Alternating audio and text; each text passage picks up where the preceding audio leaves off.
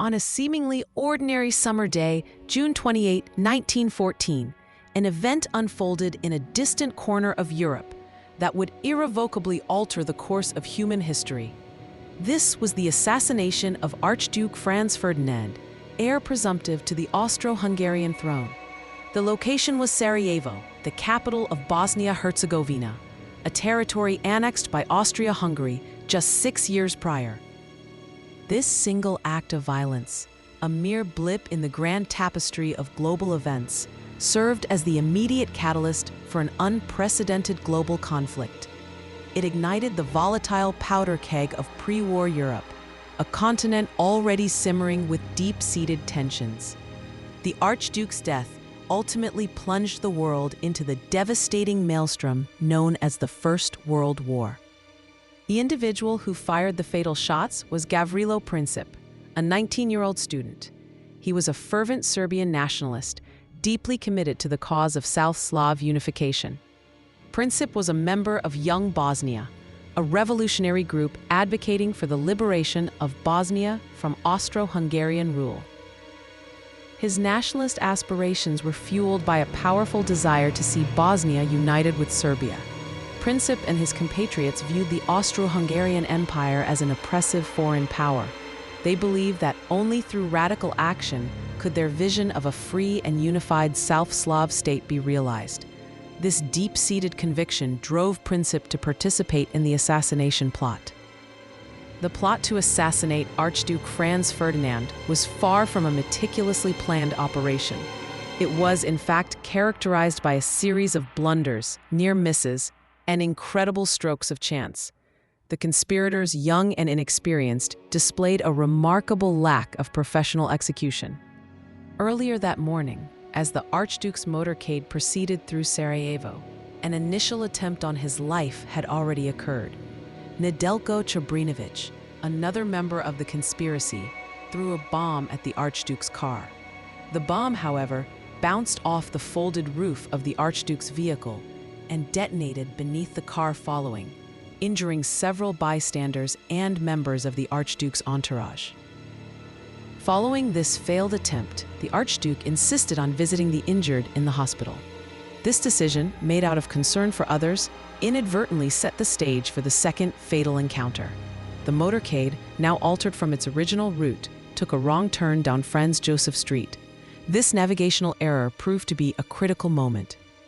By sheer chance, Gavrilo Princip had positioned himself near a delicatessen on that very street, having given up on the plot after the initial bomb attempt. He was reportedly buying a sandwich when the Archduke's car, having taken the wrong turn, stalled directly in front of him. The driver, realizing his mistake, attempted to reverse the vehicle. Princip seized this unexpected, almost unbelievable opportunity. He stepped forward, drew his pistol, and fired 2 shots at point-blank range into the stalled vehicle. The first bullet struck Archduke Franz Ferdinand in the neck, severing his jugular vein. The second bullet tragically struck his wife, Sophie, Duchess of Hohenberg, in the abdomen, severing an artery. Both the Archduke and his wife succumbed to their wounds shortly after the attack. The accidental encounter, the wrong turn, and Princip's opportune presence converged to create a moment of profound historical consequence. A series of amateurish blunders culminated in an act that would reshape the world. The assassination of Archduke Franz Ferdinand sent shockwaves across Europe. Austria-Hungary, already suspicious of Serbian nationalism, immediately blamed the Serbian government for the attack. Vienna viewed the assassination not merely as a criminal act, but as a direct act of aggression orchestrated by its smaller neighbor. This perception was fueled by long-standing tensions and imperial ambitions. On July 23, 1914, Austria-Hungary issued a severe ultimatum to Serbia. The demands were deliberately harsh, designed to be largely unacceptable to a sovereign nation. They included suppressing anti-Austrian propaganda, punishing those involved in the plot, and allowing Austro-Hungarian officials to participate in the Serbian investigation. Serbia accepted most, but not all, of the demands. This partial rejection provided Austria-Hungary with the pretext it sought. On July 28, 1914, exactly 1 month after the assassination, Austria-Hungary declared war on Serbia. This declaration initiated a rapid and devastating chain reaction, activating the complex web of alliances that had been meticulously constructed across Europe in the preceding decades. Russia, bound by a treaty to protect Serbia, began to mobilize its vast forces in support of its Slavic ally. Germany, allied with Austria-Hungary, viewed Russian mobilization as an act of war against its partner. On August 1st, Germany declared war on Russia. 2 days later, Germany declared war on France, Russia's ally, and launched its invasion of Belgium as part of the Schlieffen Plan. Great Britain, bound by treaty to defend Belgian neutrality and allied with France, could not stand idly by. On August 4th, Great Britain declared war on Germany, officially drawing the major European powers into the conflict. The assassination in Sarajevo had, in a matter of weeks, transformed a regional dispute into a continent-wide conflagration.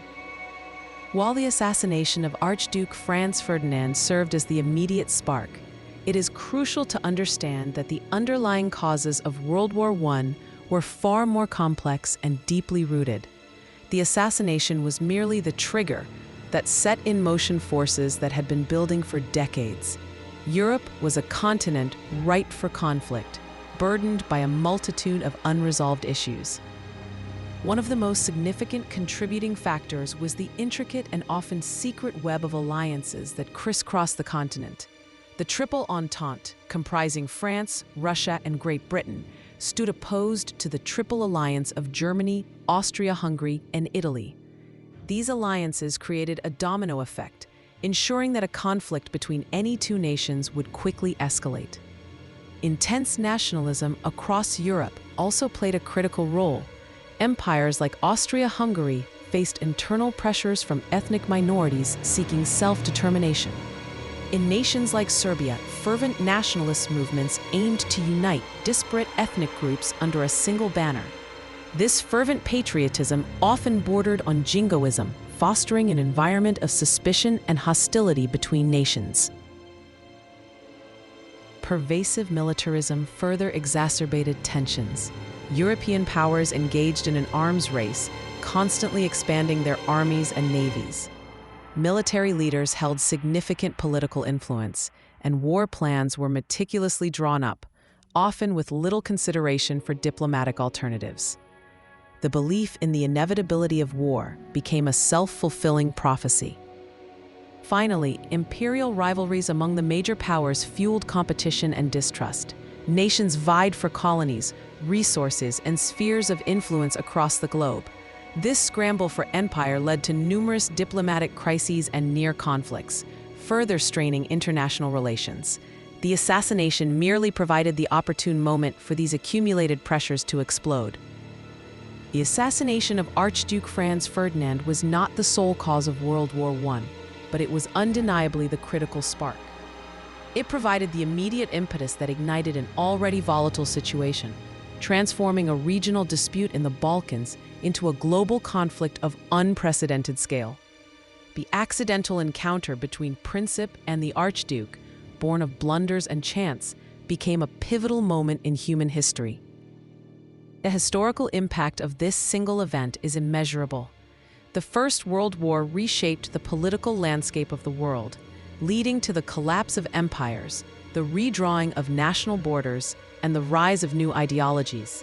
It claimed the lives of millions, leaving an indelible scar on the collective consciousness of humanity. Gavrilo Princip's accidental encounter and the shots he fired, driven by his fervent nationalist fervor, inadvertently changed the course of history. His act, intended to liberate his people, instead unleashed a catastrophe that would define the 20th century.